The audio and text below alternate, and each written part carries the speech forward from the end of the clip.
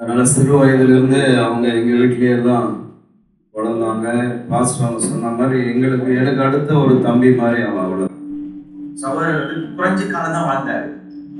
எங்க அப்பா வந்து டேட் ஆஃப் பர்த் நான் எடுத்து பார்த்தேன். அவர் 54 வயசு தான் எங்க அப்பா வாழ்ந்திருக்காரு, என்னுடைய தகவல். ஆனால் அவர் செய்த காரியங்கள், ஊழியங்கள், பணிகள் அதிகம். ஆயுஷ நாட்கள் அவர் எத்தனை நாள் வாழ்ந்த, சில பேர் 90 வயசு 100 வயசுக்கு வாழ்வார்கள். யாரும் தவறு சொல்லவில்லை. ஆனால் அவர் என்ன சாதித்தார்கள் என்றால் ஒன்றும் இருக்காது. ஆனால் இவர் குறைஞ்ச நாட்கள் வாழ்ந்தாலும் சோழன் ராஜு அவர்கள் கர்த்தருடைய நாமத்துக்கு மகிமையாய் வாழ்ந்தார். ராமேன் சொல்லுவேன். இந்த எவர்லாஸ்டிங் லவ் ஆஃப் மினிஸ்ட்ரீஸ்ல அவர் வில்சன் அவரோடு இணைந்து அவர் முழு இன்வால்மெண்ட், அந்த பழைய ஆட்கள் யாருமே இல்லை. 2001 நான் வரும்பொழுது இருந்த ஆட்கள் உங்களுக்கு தெரியும். அவர் யாருமே இப்ப இல்லை. ஐயா கூட ஐயா இறக்கும் போது அது நாட்கள்ல யாருமே இல்லை. பழைய ஆட்கள் தான் இருப்பாங்க, அங்கே இருப்பாங்க. ஆனால் அவர்கள் எல்லாம் இல்லை. ஆனால் கடைசி வரைக்கும் கூட அந்த ராஜு பிரதர் மட்டும்தான். ஒரு ஆமைன்னு சொல்லுவேன். அவர் ஒரு உறவினர் போல இருந்துட்டாரு. அவங்க வீட்டிலேயே இருப்பாரு, அங்கதான் வளர்ந்தாரு.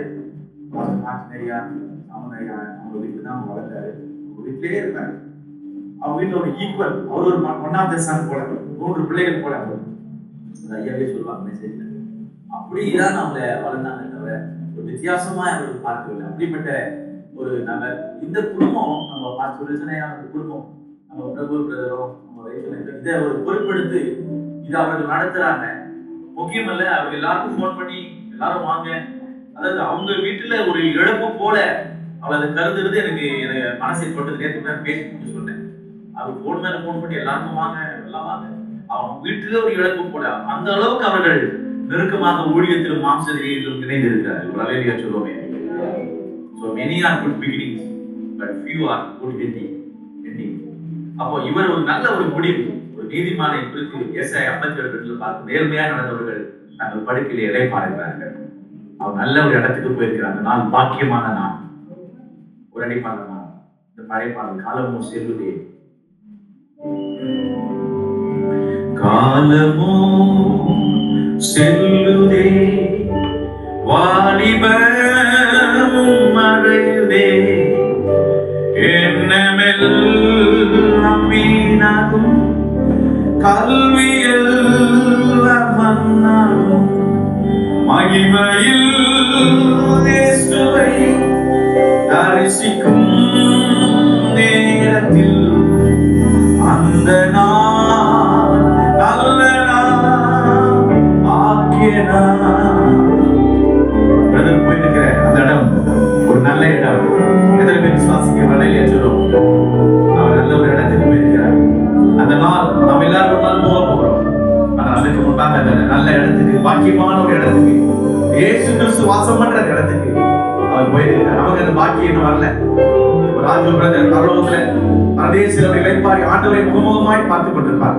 ஒரே அடி சொல்லி நான் முடிக்கிறேன். இந்த குடும்பத்துக்கு ஒரு ஆறுதலை நாங்கள் கொடுக்கிறோம்.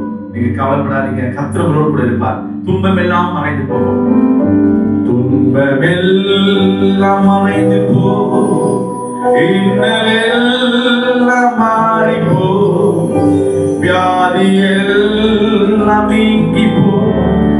நாயகன் நம் இயேசுவார், மகிமையில் நம் இயேசுவை தரிசிக்கும்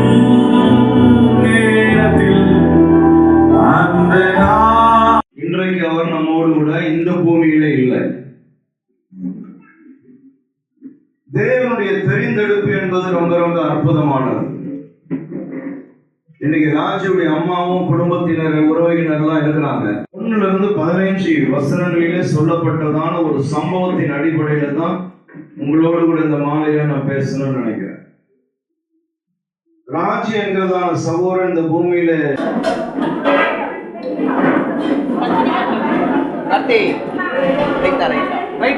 பாலாஜி பாலா